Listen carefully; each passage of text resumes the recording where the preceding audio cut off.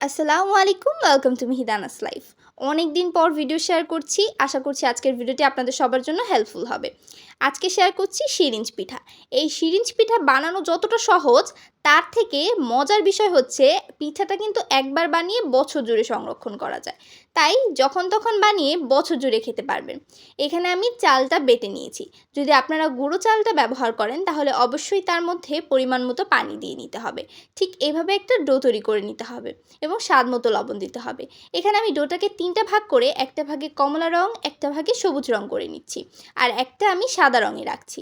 রংটা totally optional, রংটা করছি শুধুমাত্র পিঠাগুলো ভিন্ন ধরনের হবে, দেখতে আকর্ষণীয় লাগবে। এরপর এখানে আমি সবচেয়ে বড় সাইজের যে সিরিঞ্জটা পেয়েছি আমি সেটাই নিয়ে নিয়েছি। সিরিঞ্জটা যত বড় হবে পিঠাগুলো কিন্তু তত সুন্দর হবে। এরপরে আমি একটু দাগ কেটে নিচ্ছি কলাপাতার মধ্যে, যাতে পিঠাগুলো আমার একদম সমান হয়।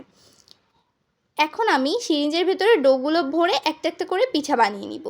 পিঠাটা ঠিক কীভাবে বানাবেন ভিডিওটা দেখলেই কিন্তু আপনারা বুঝতে পারবেন। আমার তো মনে হয় এই পিঠাটার মতো সহজ কোনো পিঠাই হয় না, যখন তখন বানানো যায়। ঠিক এইভাবে পিঠাগুলো আপনি বানিয়ে নেবেন। আমি একটা একটা করে সবগুলো পিঠা একরকমভাবেই বানিয়ে নিচ্ছি। আপনারা কিন্তু ভিডিওটা একবার দেখলেই বুঝে যাবেন ঠিক কতটা সহজ। পিঠাগুলো বানানো হয়েছে, এরপর ভাপ দেওয়ার পালা।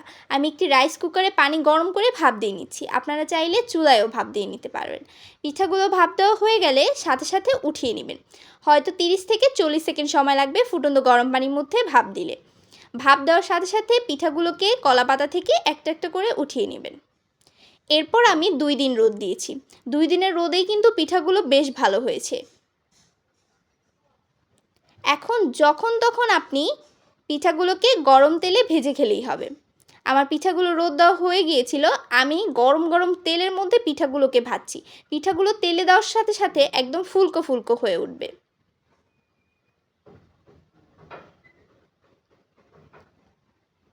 কিছু পিঠা আমি ভেজে নিচ্ছি এবং বাকি পিঠাগুলো আমি কন্টেনারে সংরক্ষণ করছি। যখনই আমার ইচ্ছে হবে তখনই গরম গরম তেলে ভেজে নেব। পিঠাগুলো দেখতে কতটা সুন্দর হয়েছে, বাসায় গেস্টদের সামনেও কিন্তু আপনি এই পিঠাগুলো দিতে পারবেন। আশা করছি আজকের ভিডিওটি সবার ভালো লেগেছে। লাইক, কমেন্ট, শেয়ার এবং সাবস্ক্রাইব করে আমার পাশে থাকবেন।